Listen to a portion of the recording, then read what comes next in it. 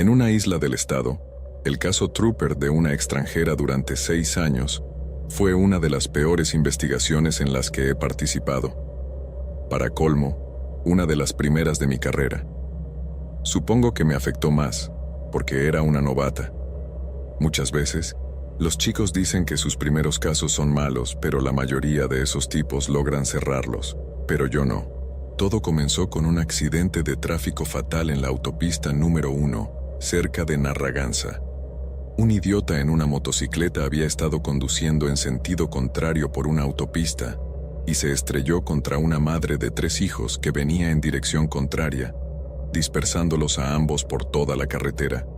Ya que el investigador oficial estaba ocupado con una tonelada de papeleo, mi oficial superior y yo tuvimos que ir a darles la noticia de la muerte del motociclista a su único familiar cercano. Por lo que escuché en su momento, no era un caso promedio de muerte por conducción peligrosa. En algún momento, el motociclista llegó a una intersección y comenzó a conducir en sentido contrario. Podría haber estado borracho o drogado, no lo sabríamos hasta que llegara toxicología. Atrás, el investigador de la escena del accidente había notado algo muy extraño. Aunque el tipo fue atrapado unas pocas millas atrás yendo alrededor de 70. El CSI dijo que no había manera de que el accidente hubiera sido a menos de 90. Había visto muchas colisiones frontales en el rango de los 70, y esta no fue una de ellas. El daño tanto en la parte delantera del sedán como en la motocicleta en sí fue completamente catastrófico. Y nuestro investigador pensó que era una especie de locura, una manera de quitarse la vida llevando a alguien con él en el camino. De cualquier manera, todavía teníamos que ir a dar la noticia y teníamos que hacerlo de una manera acorde a la ocasión. No se menciona que él se haya quitado la vida y se haya estrellado contra la mamá de 3 niños. Nada de eso. Al forense le tomó un tiempo obtener una identificación del motociclista, pero al final conseguimos una y a su vez, obtuvimos la dirección de la casa que compartía con su esposa y su hijo.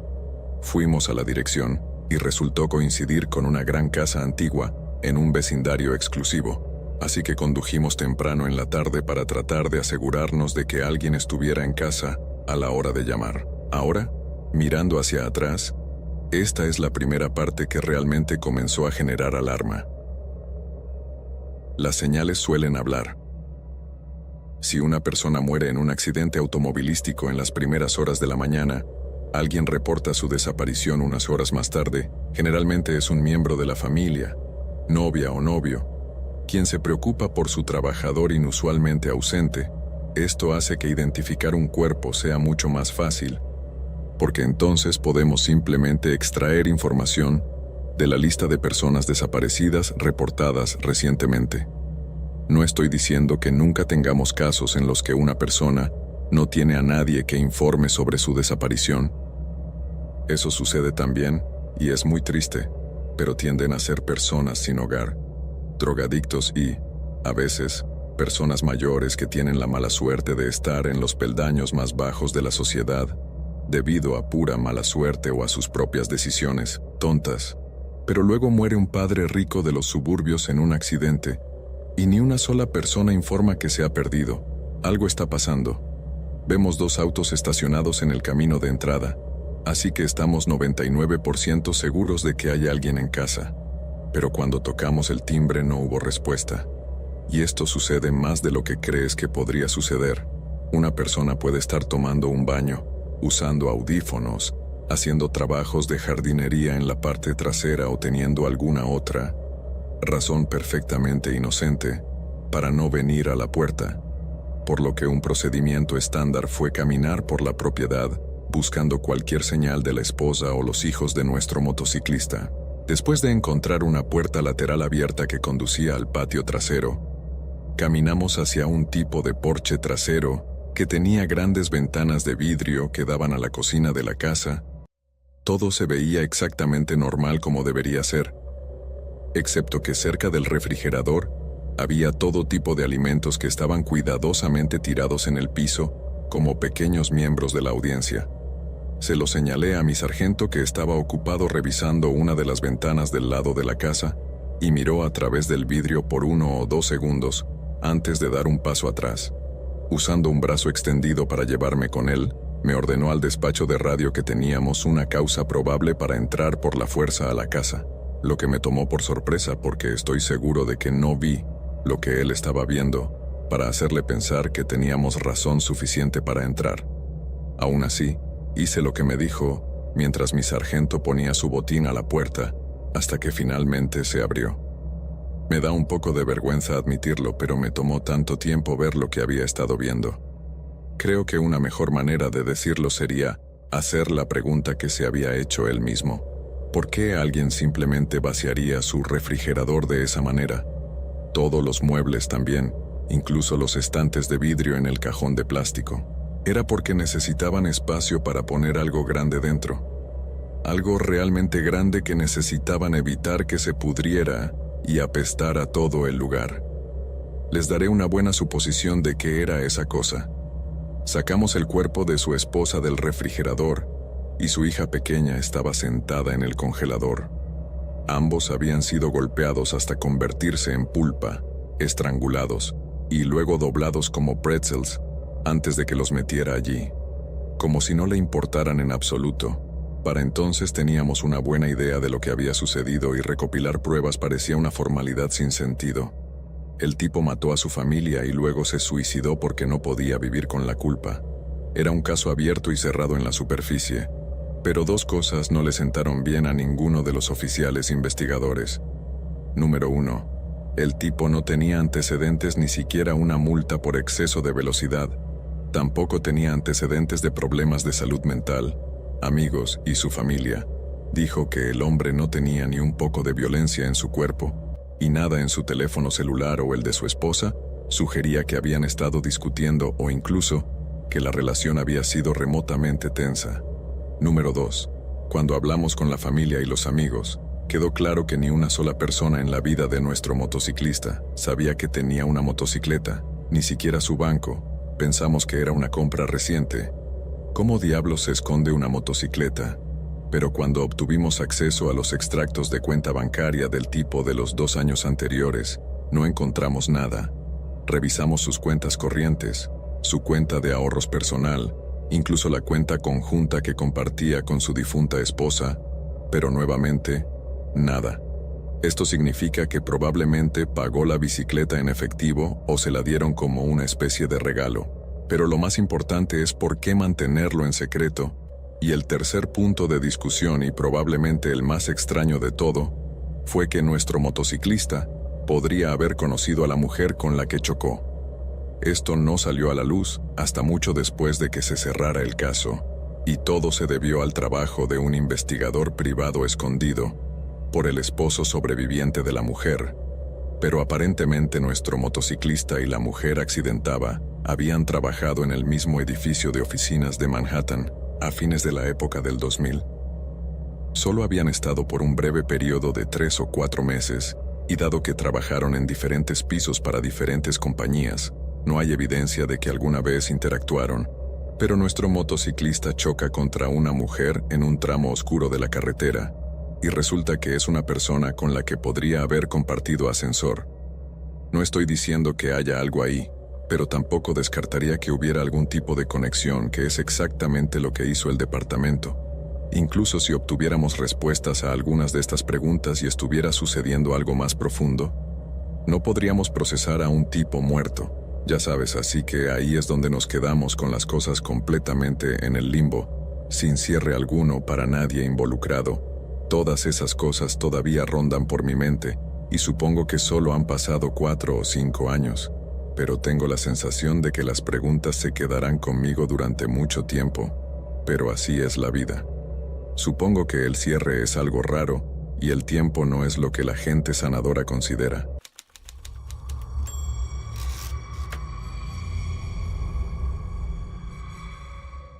Durante los primeros años de mi carrera como ayudante del sheriff, hubo una investigación que se volvió increíblemente inquietante y permaneció conmigo todos estos años siguientes. Recibimos una llamada sobre un joven que dormía en un automóvil al final de un camino de tierra. El dueño de la propiedad mencionó que técnicamente el individuo estaba invadiendo propiedad privada, pero no quería informarlo de esa manera. Expresó su preocupación de que un joven parecía angustiado y podría necesitar que alguien lo controlara. Así que eso fue lo que hice. Conduje hasta el lugar donde estaba el auto del joven, y cuando digo jóvenes, probablemente eran adolescentes y tenían poco más de 20 años cuando encontré el auto. Revisé la matrícula para ver si aparecía alguna información. Resultó que el joven fue reportado como desaparecido y el auto pertenecía a su madre, extremadamente preocupada. Este descubrimiento proporcionó algo de tranquilidad y creí que probablemente sería capaz de convencerlo de regresar a casa si era cooperativo. Simplemente lo dejaría continuar con su camino. Sin embargo, si decidía ser difícil, podría detenerlo por invadir la propiedad.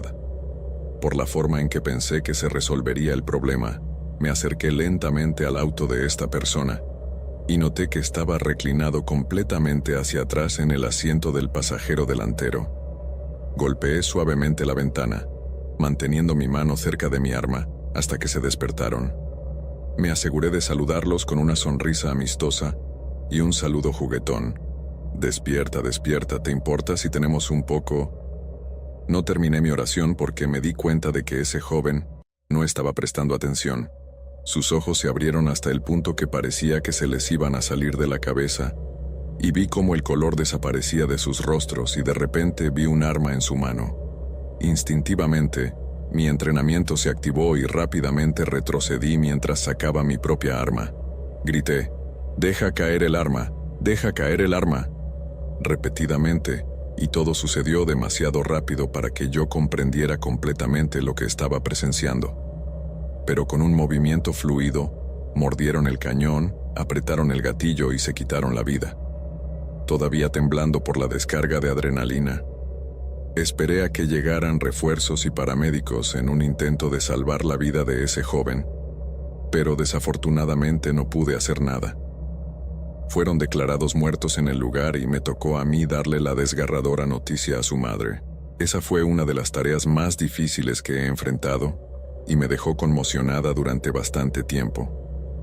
Desafortunadamente, todo lo que he compartido hasta ahora, por muy importante que haya sido, no es la razón por la que recuerdo constantemente lo que sucedió, sino la información que aprendí después, lo que realmente me aterrorizó. Logré obtener una copia del informe de persona desaparecida de esta persona, que esencialmente contenía todos los detalles que su madre proporcionó el día que desaparecieron. Dijeron que se despertó en medio de la noche y olió humo. Se levantó de la cama y rápidamente descubrió que el humo provenía de un incendio en un bote de basura en su patio trasero. Bajó las escaleras, llenó un balde de agua y luego lo arrojó sobre el fuego para apagar la llama. Luego, asumiendo correctamente que fue su hijo quien inició el fuego, fue a buscarlo para enfrentarlo, y es cuando descubre que no solo su hijo está desaparecido, sino que su auto también está desaparecido. Llama al 911 para denunciar su desaparición de inmediato, y más tarde esa mañana comenzó a tratar de descubrir que había estado quemando su hijo, era su computadora, y por lo que parece, también un montón de ropa suya. Todas estaban gravemente quemadas, pero no era fácilmente reconocible. Pero una revisión rápida de su habitación fue suficiente para descubrir lo que faltaba. Aprendí todo eso cuando le di las malas noticias y cuando la madre compartió todo lo que pudo conmigo. Fue increíblemente valiente por la forma en que me preguntó qué debía hacer a continuación, ya que no había evidencia de que se hubiera cometido ningún delito. La decisión era esencialmente suya. Le dije que si estuviera en su lugar, intentaría recuperar los datos del disco duro de su computadora si fuera posible, ya que probablemente proporcionaría alguna pista de por qué su hijo hizo lo que hizo, aparte de que no tenía idea de lo que haría en su posición de perder a un niño así, en circunstancias tan repentinas y misteriosas que ni siquiera puedo imaginar el dolor que debe haber sido. Así que al final, todo lo que pude hacer fue decirle que me llamara si necesitaba algo y le ofrecí mi más sentido pésame. Pasaron los meses, Atendí cientos de otras llamadas, pero la historia de ese niño se desvaneció en el fondo de mis pensamientos. Y entonces, un día, la madre me llamó con algunas noticias. Inmediatamente después de la muerte de su hijo, una de las primeras cosas que tenía que hacer era limpiar su auto. Obviamente, contrató a una empresa privada para hacer el trabajo con instrucciones de poner todo lo que no fuera demasiado manchado de sangre en una gran bolsa de lona negra para que la madre pudiera revisarlo más tarde. Le tomó un tiempo llegar a encontrar lo que quería, sabiendo que la mayoría de las cosas serían el desorden que había estado tirado alrededor de su auto. Pero cuando finalmente llegó a él, encontró un viejo folleto de menú de un restaurante en Oregón. Nunca había estado en Oregón, y hasta donde ella sabía, tampoco su hijo, así que obviamente estaba confundida. En la parte de atrás había 2 números de teléfono, uno para un teléfono fijo y otro para un teléfono celular. Primero llamó al teléfono fijo y lo encontró desconectado, pero después de escribirlo en Google, descubrió que estaba registrado a nombre de una compañía de envíos que decía estar cerrada permanentemente. Luego intentó llamar al número de teléfono celular, y esta vez la línea sonó, y alguien finalmente respondió. Dijo que la persona sonaba como un hombre mayor con algún tipo de acento. Y luego, cuando mencionó a su hijo, la persona le colgó. Intentó volver a llamar, pero el teléfono no sonó y volvió a intentarlo más tarde, pero fue desconectada. Ella parecía convencida de que el secreto del hombre y la compañía en quiebra tenían alguna participación en la muerte de su hijo. Y si su relato es cierto, no puedo culparla en absoluto. Ya que no había evidencia de ningún delito, nuestro departamento no pudo tomar ninguna acción diferente a nuestra conversación inicial. Esta vez no estaba tan ansioso por sugerir un investigador privado. Cualquier cosa que ella hubiera descubierto era importante, peligrosa y estaba claramente perdida. Solía creer que la incertidumbre sería su perdición, pero luego me di cuenta de que descubrir la verdad también podría ser fatal para ella.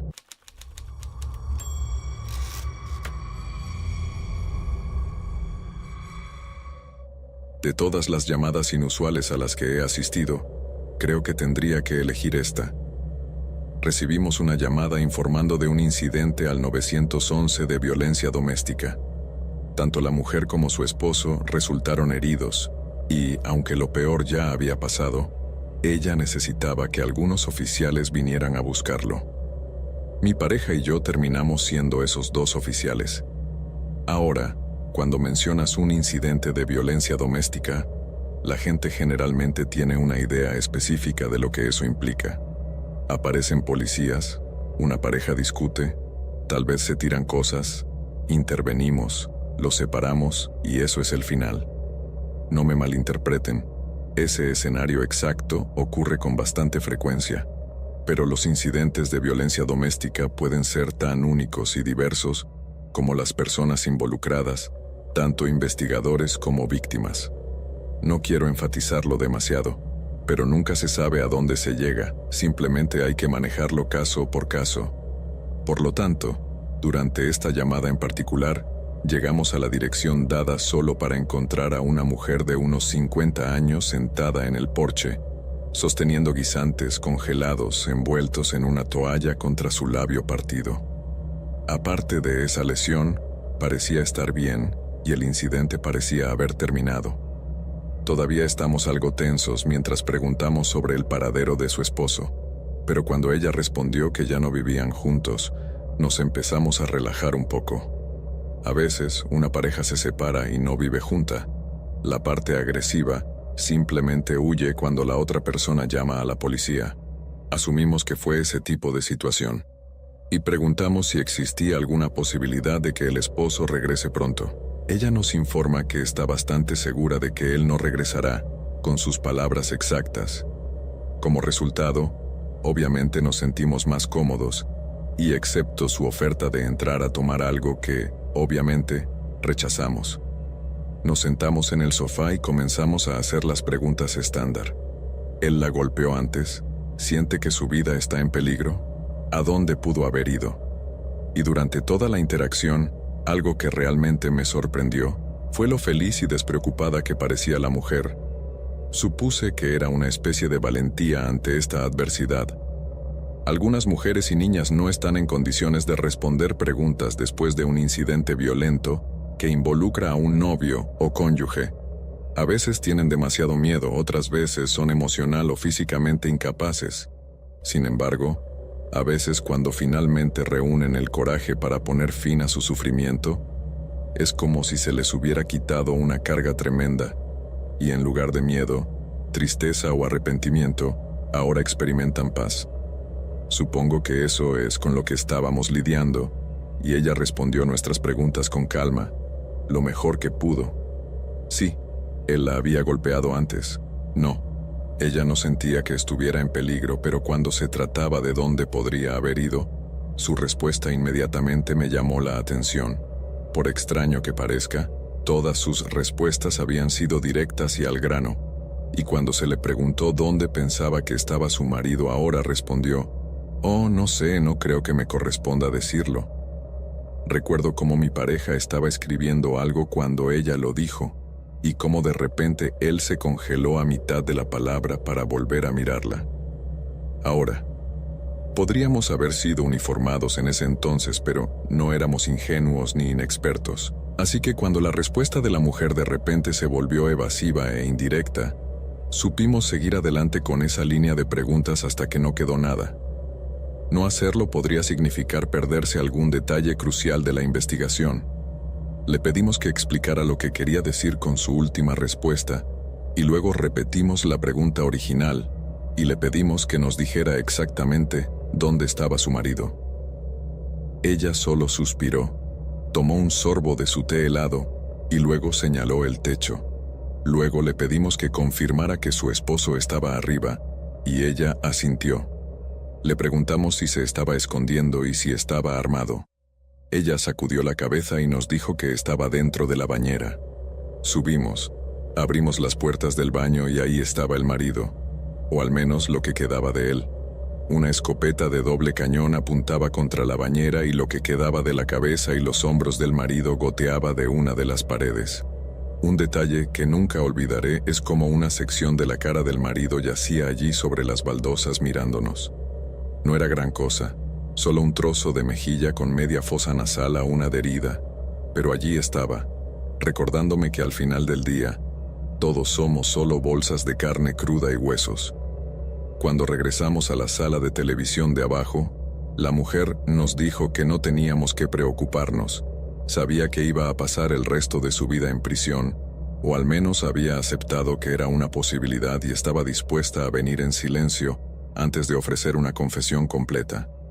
Me preguntó si podía terminar lo último de su té helado, y cuando le dije que no podía permitirle hacerlo, lo hizo de todos modos y juro por los ojos de mi hijo que dijo: «¿Qué va a hacer, oficial? Arrésteme». Puedo reírme al recordarlo, pero en ese momento estaba demasiado aturdido para hacer otra cosa que mirarla, mientras ella extendía su muñeca para recibir las esposas. Aproximadamente la semana siguiente, estaba 99% seguro de que ella iría a prisión por el resto de su vida, aunque no tenía toda la historia de fondo, y tampoco era abogado. La última parte puede indicar que mi explicación puede no ser tan clara como la de un profesional en leyes, pero usted mismo puede investigar estos detalles para resolver cualquier incertidumbre. Estoy seguro de que, considerando su familiaridad con el material de crimen real, conoce la defensa de la esposa maltratada y cómo ha llevado a que las esposas maltratadas no reciban pena de prisión. Si su defensa puede demostrar que sufrieron el síndrome del cónyuge maltratado, todo lo que los abogados que representaron a esta mujer tuvieron que hacer fue referirse a las llamadas de emergencia anteriores que habían hecho a lo largo de los años, tanto en Florida como en Alabama, lo que resultó en que el tribunal anulara completamente sus sentencias de apelaciones, y por completamente anuladas, quiero decir que sus condenas fueron borradas y fueron compensadas por el tiempo que cumplieron. Los antecedentes penales del marido eran tan severos que el Estado compensó a esta mujer por las molestias de ser arrestada, y por lo que escuché es notable que ella incluso sobrevivió lo suficiente como para matarlo. Escuché que se fue a vivir con parientes lejanos una vez que todo se resolvió, personas con las que no se había comunicado en años. Espero que le vaya bien y haya podido pasar el resto de su vida en paz, rodeada de personas que realmente la amaran. Al haberle visto obligado a quitarle la vida, entiendo el peso que eso te lleva. Piensa si podrías haber actuado diferente, o si Dios lo comprenderá, pero en su caso, tengo la sensación de que pudo dormir como un bebé después. No hay furia como la de una mujer despreciada.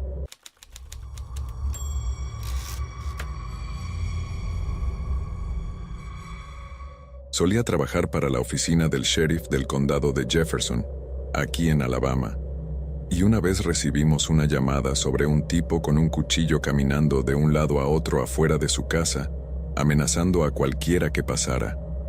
Aparecemos, y el tipo estaba descalzo y en ropa interior, y claramente estaba pasando por algún tipo de episodio psicológico. Estamos entrenados para reducir y neutralizar estos casos, pero eso es bastante difícil en el mejor de los casos, incluso con personas con el pensamiento correcto. Agregamos un poco de manía a la mezcla y, bueno, las cosas se volvieron impredecibles. Nos detuvimos y salimos del auto. Cuando comenzamos a intentar iniciar un diálogo con nuestro sospechoso, según nuestro entrenamiento de desescalada, el tipo estaba completamente fuera de lugar. Insulta y delira sobre su ex esposa y su hijo fallecido. Mi compañero se está volviendo comprensivo con el tipo, le pide que deje el cuchillo para poder hablar sobre lo que lo tiene tan molesto y, por un minuto, pareció calmarse un poco. Pero lo siguiente que supimos fue que estaba totalmente maníaco otra vez, gritando todas estas cosas racistas sobre sus vecinos y cómo estaban tratando de matarlo. Una vez más hicimos todo lo posible para disuadirlo mientras manteníamos la distancia, sabiendo que un hombre de su tamaño podría potencialmente infligir una puñalada fatal. Tenía al menos 6 pies y 2 pulgadas de alto, y estaba rabioso y alimentado por la adrenalina. Obviamente, sería capaz de acortar la distancia entre nosotros en segundos. Para nuestra fortuna, no parecía tener un problema directo con nosotros y rápidamente tuve la impresión de que si él apuñalaba a alguien, probablemente no sería a mí o a mi compañero. No sabía que iba a presenciar lo que sucedió como algo que ha quedado grabado en mi memoria con claridad cristalina desde hace casi 20 años. Recuerdo la voz del tipo cambiando de enojado y maníaco a cansado, y algo triste, cuando nos preguntó si tendría que ir a la cárcel. Fuimos honestos con él porque, como dice el dicho, la honestidad siempre es la mejor política. Si mientes a alguien en ese estado, insistirá como una mula en que estabas tratando de esposarlo, y el mejor enfoque es hablar con él como si estuvieras de su lado, y explicarle que ir a la cárcel es lo que realmente hará que salgan de la situación volátil en la que se han metido. Pueden responder diciendo cosas como, no irás, no te llevaremos a la cárcel, pero a menudo eso es solo la fase de negación de aceptar que están a punto de ser arrestados. Mi compañero y yo intentamos guiar a la persona a través de esto, sugiriendo que podría volver a salir en horas y que, si no podía obtener una fianza, podría recibir crédito por el tiempo cumplido, dado que en realidad no había lastimado a nadie. Sinceramente, pensé que este enfoque lo traería de regreso con los pies en la tierra. Ya se estaba calmando y creo que saber que no enfrentaría consecuencias severas nos permitiría esposarlo sin luchar. Sin embargo, en lugar de rendirse, el hombre nos miró con una expresión realmente triste y dijo, «Lo siento», y luego hundió el cuchillo en su propio cuello. Sentí como si el tiempo se ralentizara por 1 o 2 segundos mientras lo hacía. Inicialmente sostuvo el cuchillo hacia abajo, como si se hubiera estado preparando para apuñalar a alguien, en esa especie de estocada hacia abajo, pero luego vino el momento en que se detuvo, miró el cuchillo y lo giró 180 grados antes de agarrarlo con fuerza con ambas manos. Pude verlo tratando de encontrar la voluntad para hacerlo, temblando ligeramente antes de hundirlo en su cuello. Tanto mi compañero como yo gritábamos, «No lo hagas, no lo hagas», pero fue inútil. Sin embargo, no fue solo que se apuñaló a sí mismo en su propio cuello, ni el sonido que hizo. una especie de crujido enfermizo mientras desgarraba el tejido duro de su garganta, sino el hecho de que sacó el cuchillo y lo hizo de nuevo. Mi compañero reaccionó antes de que pudiera, usando su pistola paralizante para incapacitar al hombre antes de correr para controlar el sangrado. La peor parte fue verlo esperar unos segundos hasta que la pistola paralizante perdiera su carga antes de intentar cubrir las heridas. Como probablemente puedas imaginar, no tuvo mucho éxito. La sangre literalmente salía a chorros entre los dedos de mi compañero, y no creo que el hombre sobreviviera más de unos minutos antes de que mi compañero abandonara sus intentos de detener la hemorragia. Lo declararon muerto en el lugar, y, cuando llegaron los paramédicos, el hombre parecía un fantasma.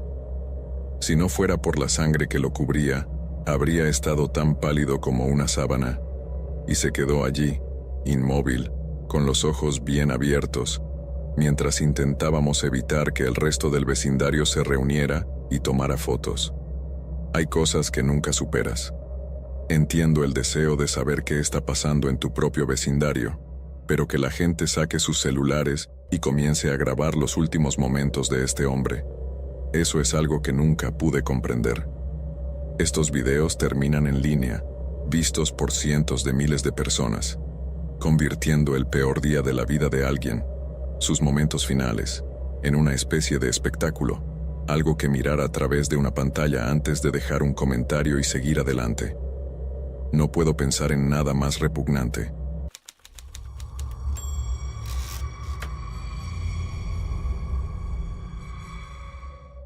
Durante casi 2 años de mi vida, trabajé encubierto en el noroeste del Pacífico. Mi tarea era infiltrarme en una red de narcotraficantes que traía heroína y metanfetamina de calidad procedente del sudeste asiático. Tenían toda una red de rutas marítimas lubricadas con sobornos, supuestamente facilitados por el ejército birmano. Pero eso no era de mi incumbencia. Mi trabajo consistía en desviar información de sus operaciones en Estados Unidos, con miras a derribarlas por completo. La primera fase de la operación implicó asfixiar sus finanzas, por lo que intercepté envíos y golpeé a los traficantes, ese tipo de cosas. Ejercer presión sobre una organización como esa los pone nerviosos, y la gente nerviosa comete errores. Pero los narcotraficantes experimentados también reconocen cuando el policía parece estar metiéndose demasiado. Tuve demasiada suerte al detener a sus empleados, y pronto comenzaron a olerme como sospechoso. Esta es la parte que hace que mi trabajo sea extremadamente difícil y extremadamente estresante. En ese tipo de entorno, un oficial encubierto está sujeto a una prueba de pureza una tras otra, y dado que a menudo somos un miembro nuevo del equipo, nos someten a un intenso escrutinio. Pero la buena noticia es que, si mantienes la calma e interpretas tu personaje, casi no hay forma de que una persona descubra quién eres realmente. En el trabajo encubierto suceden cosas, y en el pasado, la gente hubiera estado absolutamente en guardia, y aún así se les consideraría un infiltrado. Pero para mí, siempre pensé en ello como álgebra, un poco de X más un poco de Z, y tengo que irme a casa ese día. No lo pienses, simplemente apégate a la fórmula. A medida que las cosas se volvieron cada vez más intensas dentro de la organización, los jefes recurrieron cada vez más a medidas extremas para erradicar a los informantes. Una vez, les dijeron a un grupo de muchachos que las carnes grandes estaban bajando en diferentes momentos y en diferentes lugares. No tenía idea de que era una trampa. Pasé la información a mis encargados, y ellos enviaron un pequeño equipo de vigilancia para vigilar la ubicación.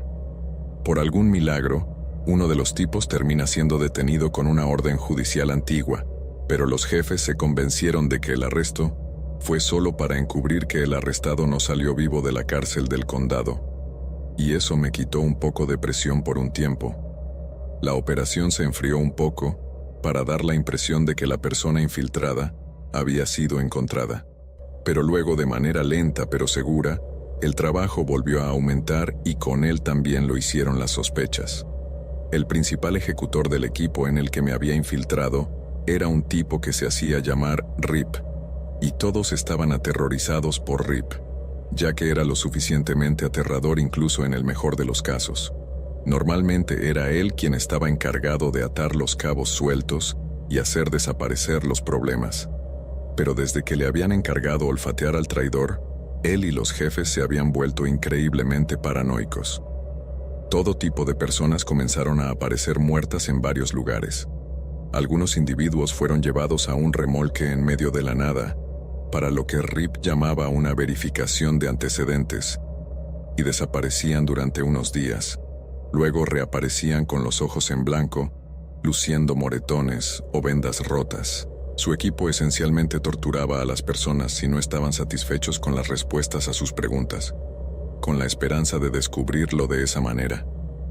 Estaba aterrorizado de ser elegido, así que traté de mantener mi mejor comportamiento. Sin embargo, al final me señalaron por ser nuevo, y me llevaron al tráiler para encontrarme con Rip. La televisión y el comedor del remolque parecían tan normales como siempre, pero cuando me llevaron a la otra habitación, me di cuenta de que había sufrido una transformación drástica. Lo que solía ser un dormitorio se había convertido en una cámara de tortura completamente equipada, y yo era su próxima víctima. El único pensamiento reconfortante que tuve fue que, si podía soportar esto, podría necesitar tratamiento hospitalario, pero no moriría. Sobrevivir a esta última ronda de pruebas de pureza me beneficiaría enormemente dentro de la organización antes de que se hicieran preguntas. Me ordenaron sentarme en la silla colocada en el centro de la habitación. Mientras obedecía, uno de los hombres de Rip me quitó la camisa, me ató las muñecas y los tobillos, y luego vertió una botella de agua sobre mi cabeza. Inicialmente no tenía idea de lo que estaba pasando, pero cuando parpadeé para sacar el agua de mis ojos y vi el taser en la mano de Rip, me di cuenta de sus intenciones. La parte más enfermiza fue que me dispararon con el taser unas cuantas veces, el agua amplificando los golpes solo para probar mi resistencia. El interrogatorio ni siquiera había comenzado, y ya me estaban torturando para su propia diversión. Reflexionando sobre ello ahora, creo que su objetivo era hacerme creer que lo que fuera que estuviera por venir sería mucho peor que el calentamiento al que me habían sometido. Seguí esperando a que empezaran a hacer preguntas, pero no lo hicieron. En lugar de eso, Rip se acercó a mí, sacó una fotografía del bolsillo de su chaqueta y me la mostró. Era una foto de mi mamá. Ese tipo de terror es más parecido a una sensación física, y era algo en lo que no tenía que fingir. Me había vuelto tan acostumbrado a salir de situaciones hablando, pero ver esa fotografía me dejó atónito en un silencio aterrorizado. Me informaron que tenían la capacidad de localizar a cualquiera si admitía ser el informante. Me prometieron una muerte rápida garantizando la seguridad de mi madre. Sin embargo, si seguía mintiendo, me mostrarían un video de su tortura y asesinato antes de someterme a la misma suerte. ¿Qué más podría hacer? Si les dijera la verdad, sabía que la matarían a ella también. Fue todo solo un truco para obligarme a confesar. Probablemente ya sabían que era yo, por eso se habían tomado la molestia de localizar a mi familia. Tenía que continuar con la mentira, tenía que ceñirme a mi fórmula, así que lo hice. Mentí, mentí y mentí un poco más. Intenté descarrilar totalmente la conversación, alegando que no había hablado con ella en años y que le pagaría para que me dijera dónde estaba. Puse todo lo que tenía en ese pequeño discurso, añadiendo un poco sobre no ser la maldita persona que estaban buscando, pero sobre todo concentrándome en verter toda mi emoción cruda en mi totalmente improvisada reacción de mamá, y funcionó. Rip dijo que cuando encontraran al traicionero me diría dónde la habían encontrado, pero por el momento debía recordar lo que podrían hacerme si descubrían que fui yo quien canalizó información a la policía. Después de eso, me dejaron ir, y mis encargados tuvieron que disuadirme de querer cancelar toda la operación. Prometieron que habían trasladado a mi madre a protección temporal y que estaría segura de continuar con el trabajo que tenía entre manos. No hice otra maldita cosa hasta que hablé con ella y la hice quejarse por teléfono sobre el motel de mierda en el que mis encargados la habían hospedado, y eso fue aproximadamente un año después de que entré en la operación. Luego, 6 meses después, todo había terminado. Pero en ese tiempo tenía pesadillas en las que veía el video snuff de mi propia madre casi todas las noches.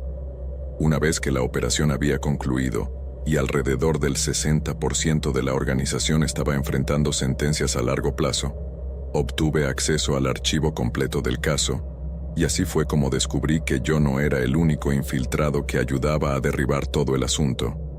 El FBI tenía un informante confidencial dentro de la organización y, aunque los informes no nombraban al CI, basándome en los informes, creo que tengo una idea bastante clara de quién era.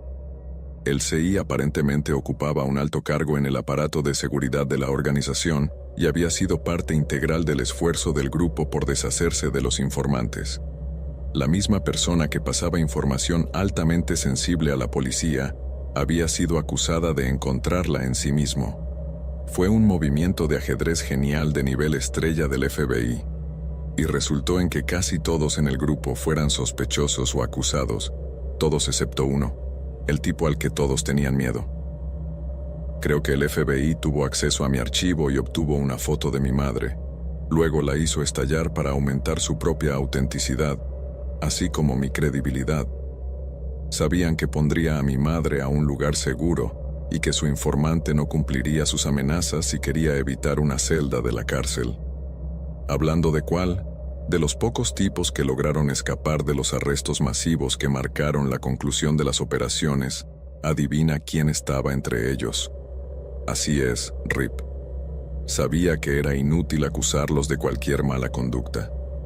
Simplemente negarían que Rip fuera su informante y negarían proporcionar fotografías a su hombre dentro de la cooperación entre agencias, que es bastante mala en el mejor de los casos, y mucho menos cuando estás lanzando algunas acusaciones bastante serias. Al final tenía dos opciones: acusar al FBI y potencialmente arruinar mi carrera, o cerrar la boca, empaparme de la gloria y seguir avanzando en mi carrera hasta el punto en que nadie pueda volver a hacerme ese tipo de basura.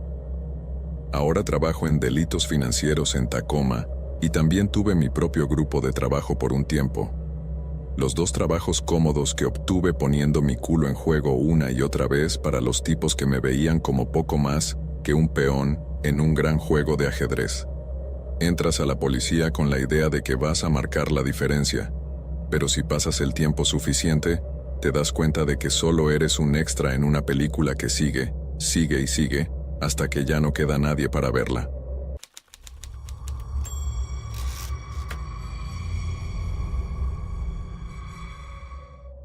Nacido el 26 de marzo de 1946, Jared John Schaefer tuvo una infancia nómada que llevó a su familia a Tennessee, Georgia, y finalmente a Florida.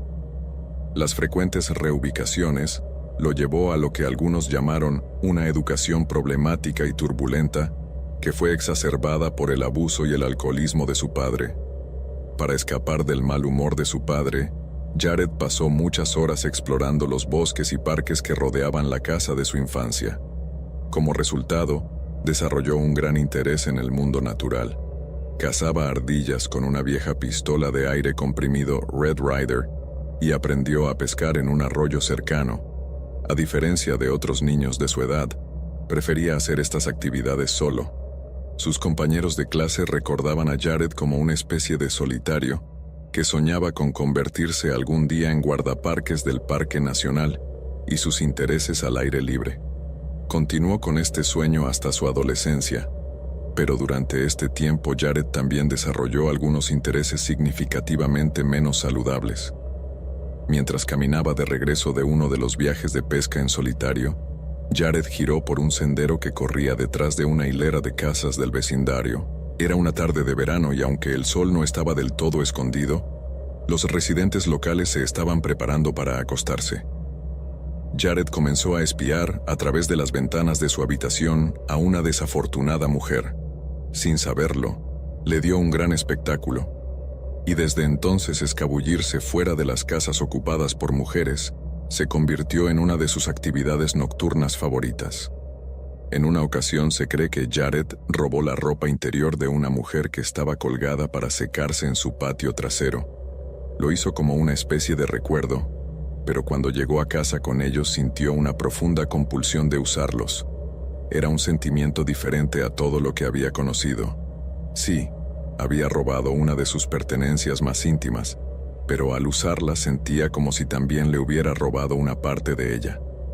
Durante sus años de escuela secundaria, varias de las compañeras de clase de Jared comenzaron a mirarlo con odiosa superstición.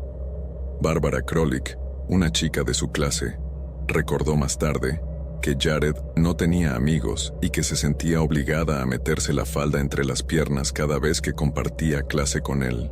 Él prácticamente se ponía de cabeza para mirar debajo de la falda de una chica. Según los informes, dijo que Jared estaba al borde de la depravación criminal, pero el desprecio con el que lo trataban lo empujó más profundamente hacia su mitad más oscura. Comenzó a desarrollar intrincadas fantasías relacionadas con la esclavitud y el sadomasoquismo. Una vez contó un relato de él, atado a un árbol en un lugar remoto, mientras vestía ropa de mujer. Sorprendentemente para algunos durante este tiempo, él de alguna manera logró mantener la fachada de un atleta tranquilo pero prometedor. Fue miembro del equipo de fútbol durante su segundo y tercer año de la universidad y desarrolló una reputación como una especie de niño maravilla. Jugó y destacó también en el golf en los campos de Los Cayos de Florida, que para aquellos que lo conocían superficialmente, Jared era talentoso, pero tranquilo. Como todos sabíamos, son los silenciosos de los que realmente tienes que preocuparte. Martha Fogg, su pareja durante un tiempo, fue una de las pocas personas que realmente tuvo una idea de quién era realmente Jared. La pareja se conoció cuando eran estudiantes en la Universidad de Florida, en Boca Ratón, donde ambos se unieron a un grupo de canto del campus conocido como Sing Out 66. Salieron intermitentemente durante unos 2 años, y luego, después de casarse en diciembre de 1968, se mudaron a una pequeña casa alquilada en Fort Lauderdale.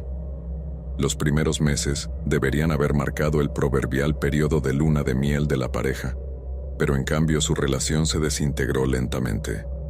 Jared era incesante en sus demandas de relaciones matrimoniales, pero rechazaba cualquier solicitud de tiempo de calidad en favor de largos viajes de casa solitarios, sintiéndose cada vez más emocionalmente descuidada.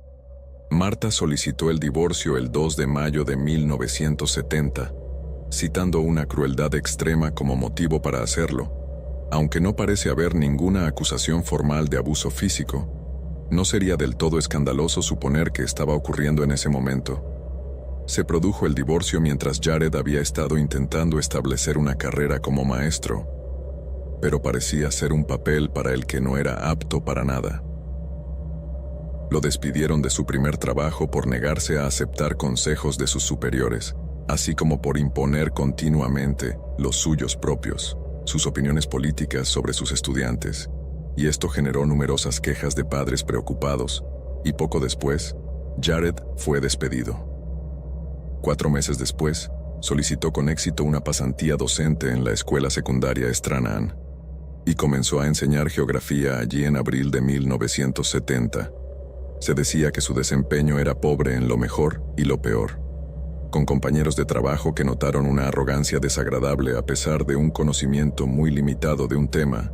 Menos de 2 meses después, lo despidieron por segunda vez, y antes de que pudiera encontrar otro puesto de profesor, su esposa lo golpeó con los papeles del divorcio. Los 2 golpes del divorcio y el desempleo repentino dejaron a Jared sintiéndose perdido. Pasó un periodo considerable de tiempo recorriendo Europa y el norte de África, y, aunque no está claro qué hizo durante ese tiempo, regresó con una visión singular el 1 de septiembre de 1970.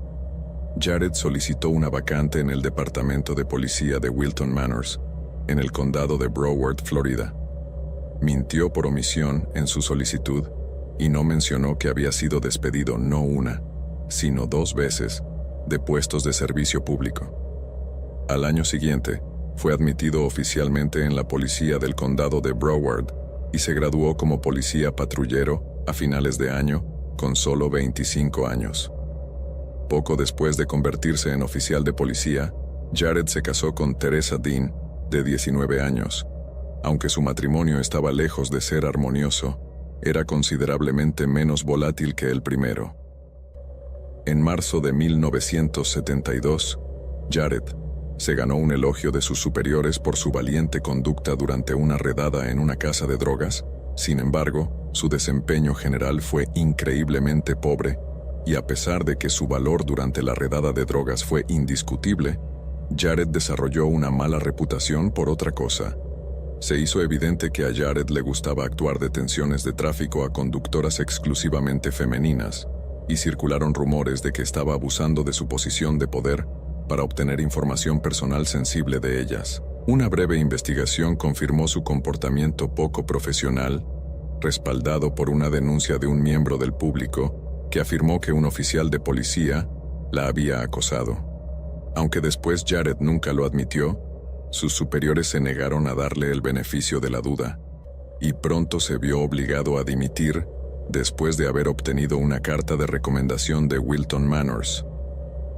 Jared rápidamente encontró otro puesto de diputado en el condado de Martin en junio de 1972. Aunque sus empleadores eran aptos para verificar si tenía antecedentes penales y no se molestaron en verificar su historial laboral o la autenticidad de su carta, como resultado, Jared se convirtió en un oficial de policía de pleno derecho y pudo ejercer todo el poder que venía con la placa. En la tarde del 1 de julio de 1972, Jared estaba patrullando en su cruiser cuando descubrió a dos autoestopistas adolescentes llamadas Nancy Trotter y Paula Wells. Decidió llevar a las niñas, y después de enterarse de que se dirigían a Jensen Beach a la mañana siguiente, se ofreció a acompañarlas. Sería su chofer. Las dos niñas aceptaron lo que parecía ser un acto de bondad desinteresado y se encontraron con Jared en el kiosco de música de East Ocean Boulevard a las 9:15 a.m. Pero cuando llegó, no llevaba su uniforme y conducía su propio vehículo personal. Sin embargo, de alguna manera se las arregló para convencer a Nancy y Paula de que todavía estaba en servicio oficial de policía. Las dos chicas subieron a su auto y se fueron. Sin embargo, poco tiempo después, Jared propuso un breve desvío para mostrarles un antiguo fuerte español cerca de la isla Hutchinson. Todavía era relativamente temprano esa mañana, y Jared había tenido la amabilidad de ofrecerles un aventón, así que Nancy, de 18 años, y Paula, de 17, aceptaron la oferta. Sin embargo, pronto vivirían para arrepentirse de su decisión. Más tarde, declaró la niña mientras se acercaban a la isla Hutchinson, que el supuesto oficial comenzó a decir algunas cosas increíblemente siniestras. Les advirtió que fueran más cautelosos al aceptar viajes de extraños en el futuro, ya que se sabía que las niñas de su edad eran vendidas a oscuras redes de tráfico de personas que se especializaban en explotar a sirvientas lobotomizadas. Poco después detuvieron el auto estacionado a un lado de la carretera y tomó cautivas a las niñas prometiéndoles dispararles si se resistían. Jared amordazó y esposó a cada niña antes de llevarlas a los bosques cercanos.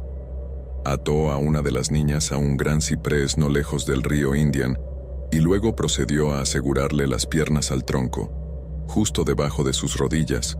Luego le ató una soga alrededor del cuello y la ató a una rama cercana, obligándola a ponerse de puntillas para aliviar la presión de la soga. Jared luego obligó a la otra víctima a adentrarse más en el bosque, sujetándola de manera similar a su compañera. Ambas chicas revelaron más tarde que después de atarlas, Charra tuvo el placer de informarles que iban a ser torturadas, violadas y asesinadas. Su salvación llegó en forma de un incidente que parecía una intervención divina. De repente, la radio de Jared cobró vida. Lo había estado llevando únicamente para parecer legítimo, pero justo cuando estaba a punto de llevar a cabo su terrible plan, la radio cobró vida, y el propio sheriff del condado se dirigió a Jared por su nombre. Ha habido una emergencia en el departamento que requiere que todos los oficiales de la reserva se presenten ante él en la oficina del sheriff inmediatamente. Las chicas contaron las palabras de Jared. Tengo que irme, pero no intenten huir porque regresaré en solo un minuto. Afortunadamente, Jared no regresó pronto. De hecho, la emergencia lo mantuvo alejado de sus cautivos por más de 2 horas, dándoles a las 2 chicas tiempo suficiente para intentar escapar. Cuando regresó, descubrió que las 2 chicas habían desaparecido y tomó una decisión impactante. Se puso en contacto con el sheriff del condado, Robert Crowder, admitiendo que había hecho algo muy tonto. «Te enojarás conmigo». Entonces proporcionó al sheriff una versión muy ampliada de los hechos, afirmando que había intentado darles a las 2 niñas una lección sobre los peligros de hacer autostop, pero había ido demasiado lejos. El sheriff Crowder junto con el teniente Melvin Waldron condujeron por Florida State Road A1A, donde encontraron a una adolescente desesperada y parcialmente amordazada que caminaba a través de un arroyo poco profundo, no lejos de la carretera. Lo había estado haciendo para evitar ser detectada por los conductores que pasaban, pero desafortunadamente el sheriff Crowder la alcanzó antes que Jared. Era Nancy Trotter, de 18 años, y estaba loca con el susto. Después de que las niñas le contaron su historia al horrorizado sheriff del condado, Jared fue arrestado. Él, una vez más, afirmó que los secuestros fueron bien intencionados, pero el testimonio de la niña había sido condenatorio. Una niña afirmó haber escapado retorciéndose contra sus ataduras mientras se balanceaba sobre un árbol expuesto. Crowder estaba disgustado y despidió a Jared antes de que se presentaran cargos de encarcelamiento falso y agresión agravada. 2 semanas después, Jared de alguna manera reunió la fianza de $15,000 que necesitaba pagar y regresó a su segunda esposa en un mayordomo cercano. Sus amigos y familiares creían que era inocente, ya que solo su primera esposa había visto su verdadero rostro. Creían que Jared se declararía inocente, pelearía en su esquina y luego seguiría adelante con el incidente sin importar el resultado de la realidad.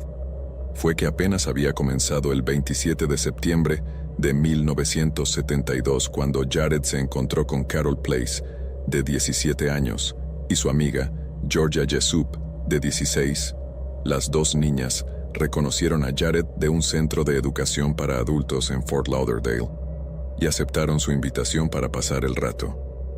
Cuando detuvo su auto para saludarlos esa misma tarde, la madre de Carol llegó a casa y descubrió que su hija había invitado a un hombre extraño a su casa. Jared se presentó como Jerry y trató de asegurarle que sus intenciones eran puras, pero aún así, la madre de Carol hizo una nota del número de placa de su Datsun de 1969 por si acaso. Carol, Georgia y Jared salieron de la casa aproximadamente a las 8:45 p.m. y Carol prometió regresar poco después. 4 días después todavía no había noticias de ella. La madre de Carol informó sobre su hija desaparecida a la policía de Oakland Park y además de proporcionarles una descripción física de él, Lucille Place les dio el número de placa de Jared. Sin embargo, cuando la policía revisó el número de placa, descubrieron que pertenecía a un hombre en San Petersburgo que no tenía conexión con Jared o las chicas desaparecidas. Todo había sido una artimaña.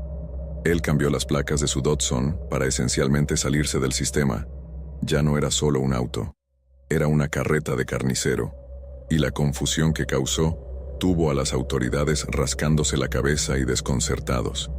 Más tarde ese año, en diciembre de 1972, Jared compareció ante el tribunal en relación con el secuestro de Nancy Trotter y Paula Wells, sin que el tribunal supiera por completo que había un asesino entre ellos.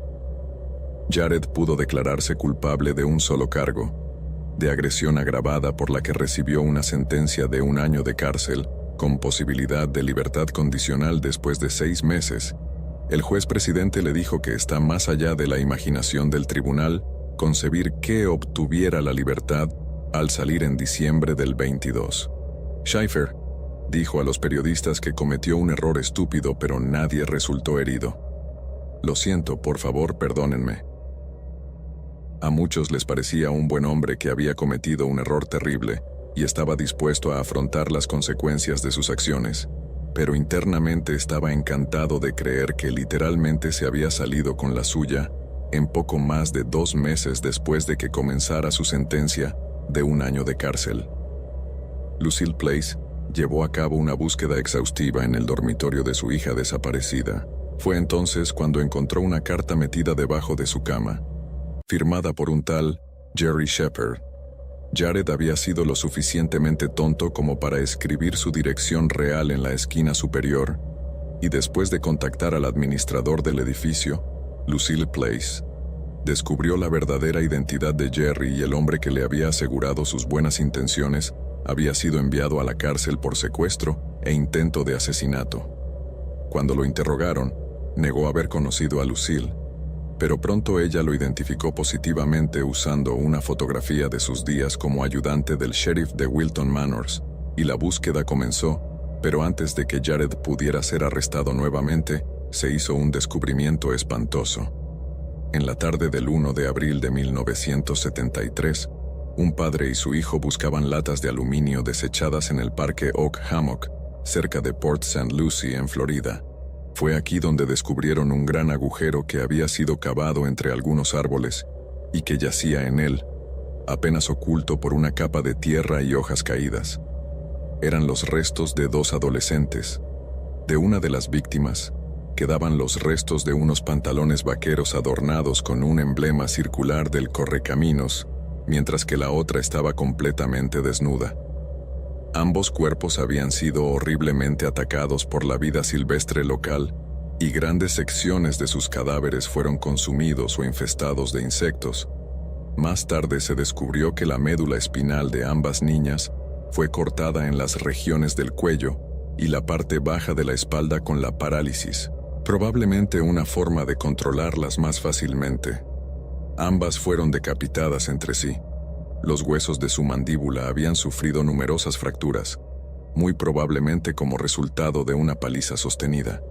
Se veían profundas marcas de rasguños en la base de un árbol cerca de la tumba poco profunda, lo que indicaba que una o ambas víctimas habían estado suspendidas de este árbol el tiempo suficiente para tener una impresión pronunciada, pero lo que es más, las iniciales G y J habían sido grabadas en la corteza, iniciales que sin duda representaban la primera parte del nombre, Jared John. Los cuerpos de las niñas fueron llevados al médico forense del condado de Dade para su identificación, y 4 días después, registros dentales confirmaron que los cuerpos pertenecían a Susan Place y Georgia Jessup. Cuando Jared, quien estaba encarcelado, fue informado sobre el descubrimiento de los cuerpos, inmediatamente solicitó los servicios de un abogado y se negó a seguir interactuando con los funcionarios de la prisión hasta que uno estuviera presente. Posteriormente, los agentes de policía allanaron la casa de la madre de Jared, casa en un intento de encontrar alguna evidencia que lo vinculara con los asesinatos. Lo que los oficiales encontraron debajo de su cama fue horrible. Descubrieron una caja de cartón que contenía varios diarios escritos a mano. Estos diarios sumaban más de 300 páginas de ficción depravada y escabrosa, muchas de las cuales incluían ilustraciones despreciables de obscenidad absoluta. La datación de los diarios permitió a la policía determinar que habían sido escritos a lo largo de varios años y que compartían temas comunes, incluidos secuestros, violaciones y, finalmente, ejecución en la horca. Mientras que Jared se retrataba constantemente a sí mismo como el personaje principal de estas historias, a menudo se lo veía conociendo a personajes femeninos, usando insultos misóginos, y en una historia en particular, obligó a sus víctimas a beber cerveza con la soga alrededor del cuello para poder observarlas orinar antes de colgarlas. Otra historia describía cómo regresaría a las tumbas poco profundas de sus víctimas. En las semanas y meses posteriores a sus asesinatos, al llegar, usó una pala para exhumar sus cuerpos, extrajo dientes de sus cráneos en descomposición y cometió actos terribles sobre sus cuerpos. Al analizar la entrada específica, la policía se dio cuenta de que no era simplemente una historia ficticia, sino que era un recuerdo real del regreso de Jared a las tumbas poco profundas de Susan Place y Georgia Jessup. Durante la búsqueda de la casa de su madre, La policía también descubrió numerosas armas de fuego, cuchillos de caza y un material de BDSM para perros, todo lo cual aparentemente pertenecía a Jared. Además, recuperaron 37 fotografías en blanco y negro Polaroid que mostraban a mujeres colgadas y mutiladas junto a varias otras fotografías, mostraban a Schaefer, vestido con prendas femeninas, que simulaban la suya colgando de un árbol con materia fecal, untada en las nalgas. Los oficiales también se toparon con una carta escrita a mano dirigida a Jared por un hombre en el estado australiano de Victoria. Los dos hombres parecían haberse conocido durante el verano de 1970, cuando Jared viajaba por el norte de África. La carta estaba escrita de forma críptica y, a pesar de su extensión, no proporcionaba mucha información. Sin embargo, el sobre que contenía las cartas también contenía varias fotografías, cada una de las cuales representaba las masacres que ocurrió en un pequeño pueblo cerca del desierto del Sahara. Los cuerpos de soldados españoles y civiles árabes siendo horriblemente mutilados antes y después de sus muertes, aunque las circunstancias que rodearon la masacre no estaban claras. Los amigos australianos de Jared parecían tratar el lugar como atracción turística. El último y quizás el más condenatorio artículo recuperado de la casa de Doris Schaefer fue un pequeño joyero dorado. Al abrirlo, los oficiales descubrieron pasaportes, pequeñas prendas de vestir y joyas pertenecientes a una variedad de mujeres y niñas diferentes. Algunas como un relicario inscrito con las iniciales MTN, que se vincula con personas desaparecidas o asesinadas. Sin embargo, se descubrió que una pieza inscrita con el nombre Lee perteneció a Lee Heinlein Bonadis, quien había sido vecino de Schaefers cuando ambos eran adolescentes, y había estado desaparecido desde septiembre de 1969. La policía también descubrió una licencia de conducir de Barbara Ann Wilcox y un pasaporte de Colette Marie, quienes habían sido reportadas como desaparecidas en enero de 1973. Además, se descubrieron pedazos de dientes y huesos escondidas alrededor de la propiedad, pertenecientes a al menos 18 víctimas diferentes, lo que significa que el recuento general de asesinatos de Jared fue mucho mayor de lo esperado. El 18 de mayo de 1973, Jared Schaefer fue acusado formalmente de asesinato en primer grado y trasladado al Hospital Estatal de Florida. El doctor Benjamin R. Ogburn realizó su evaluación psiquiátrica con una sección de su informe y descubrió evidencia de considerables sentimientos paranoicos, hostilidad e ira que estallan con poco estrés. Se observa que los examinadores anteriores también habían considerado que este paciente representa un trastorno del carácter. Además, parece haber una vida de fantasía muy activa. Se le considera una persona muy activa, persona peligrosa tanto para él como para los demás. El Dr. Ogburn pasó a caracterizar a Jared como alguien que se veía a sí mismo como un eliminador de mujeres que consideraba inmoral, y aunque claramente era peligrosamente psicótico, todavía estaba mentalmente apto para ser juzgado. El juicio comenzó el 17 de septiembre de 1973. Y dado que la Corte Suprema de Florida había declarado recientemente la pena capital porque los fiscales inconstitucionales pedían cadena perpetua, increíblemente a pesar de la enorme cantidad de pruebas en su contra, Jared se declaró inocente de todos los cargos y pareció considerar los procedimientos judiciales con el tipo de desdén arrogante del primero. El día del juicio, Susan interpreta que sus padres también subieron al estrado para identificar formalmente a Jared como el hombre con quien habían visto a su hija antes de su desaparición.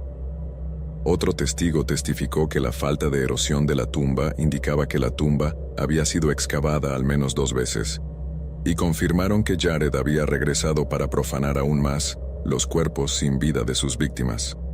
Nancy Trotter y Paula Wells también subieron al estrado para contar la historia de su propio casi accidente con Jared.